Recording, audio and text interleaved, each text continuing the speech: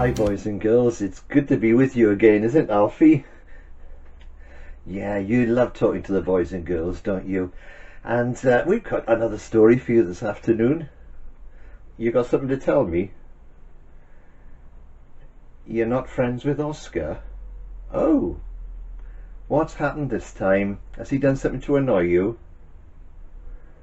He's done something really bad. Oh, right. Are you going to tell me what it is? He's been stealing apples? Oh, that's not very good. I wouldn't have thought that of Oscar. One of his friends made him do it.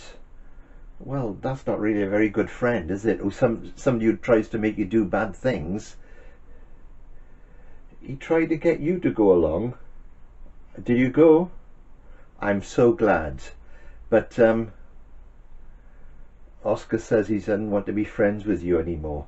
Why, because you wouldn't go with him? Well, I must say, Alfie, I'm proud of you. Because if you had gone with Oscar to do some stealing, I'd have been very disappointed. You wouldn't do that. Oh, I'm glad. It's wrong, I know, it's wrong to steal. But perhaps I'll have a little chat with Oscar. Do you think that might help? You want to be friends with him again? Yeah, okay. I'll have a little chat with him, okay? But you know, boys and girls, sometimes people can make us do, or try to make us do things that we know are wrong. And it's always good to know when to say no when that happens. Actually, Alfie, I got a story today about some boys who were willing to say no, even though it could have ended them up in big trouble. Do you want to hear the story? Does it have a happy end? You always ask, does it have a happy ending? Yes, it does. And I think it's got a great ending myself. So you ready? Right, okay. You won't interrupt. Okay. Well, this is about 3 young men. They weren't really boys. And they started their lives living in the land of Israel. They loved and followed God. But one day an enemy army came along and carried them away, far away to another country. Yeah, it probably was quite scary. And they carried them right across a long desert until they came to the land of Babylon. And there they were made to live in that country. Well, to start off, things didn't go too badly.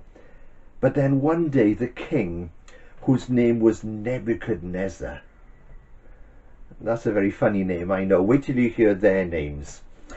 He built a great big statue. It was huge. It was 90 feet tall. Yeah, that's big, isn't it? It's bigger than a house, yeah. And it was made of pure gold. Yeah, gold is very expensive, so it must have cost him a lot of money to make. And Nebuchadnezzar said, when you hear my orchestra playing, everybody is going to bow down and worship my statue. Do you think that's good? No. God says we should only worship him. That's right, not statues. And these 3 men, they knew that to bow down before the king's statue was wrong. Their God would not be pleased with it. And so these 3 men, no, I know I haven't told you their names yet. Okay, are you ready for this? Okay, it's Shadrach, Meshach, and Abednego. Can you try and say them? Okay. Not quite. Not your shack, my shack, and a bungalow. Shadrach, Meshach, and Abednego. Difficult, aren't they? Yeah, okay, you're not going to try anymore. Anyway, they knew that they shouldn't bow down to this image. So, the next day, when all the orchestra started playing, everybody bowed down on the ground, except for Shadrach, Meshach, and Abednego. They stayed standing. And of course, everybody saw that they were disobeying the king. They brought them in front of the king. And they said, Your Majesty, we found these 3 men who refuse to bow down to your image. The king was furious. He said, "What? You dare to disobey me?" "Yes," they said, "we only worship God. We only serve God." "Well," he said, "if you don't bow down and worship my image, I'll give you one last chance. If you don't do it, I'm going to throw you into a big, hot, fiery furnace." That is scary, yes. And it can really spoil your day. I think it'd do worse than that. It'd burn you up. And do you know what they said, Alfie? They said, "Your Majesty, our God who we serve can save us from your fire. But even if he doesn't, we're not going to bow down. We'd rather be burned up than to disobey our God." Well, the king was so annoyed. He was furious. He was blazing. Like the furnace, yes, like the furnace. So he said, "Tie these men up and throw them into the fire." Now, boys and girls, I think you'll find that was pretty scary, don't you? Yes, I did say it's got a happy ending.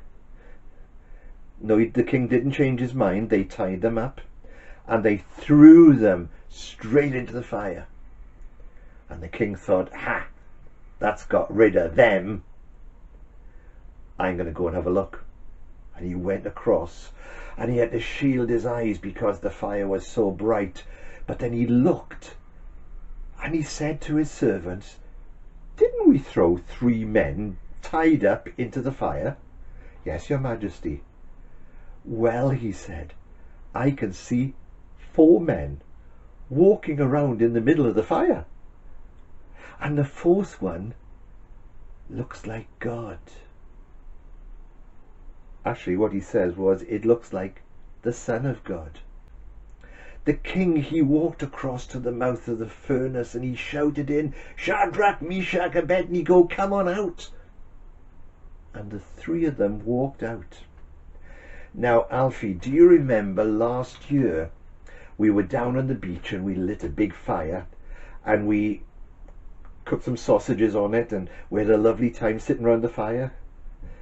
It was fun, yeah, but do you remember after we got home what you were like? Yeah, that's right, you were smelly. What were you smelling of? Smoke. Yeah, when you've been by a fire, you smell of smoke. Don't know if you've ever noticed that, boys and girls. Well, the king, he looked at these men.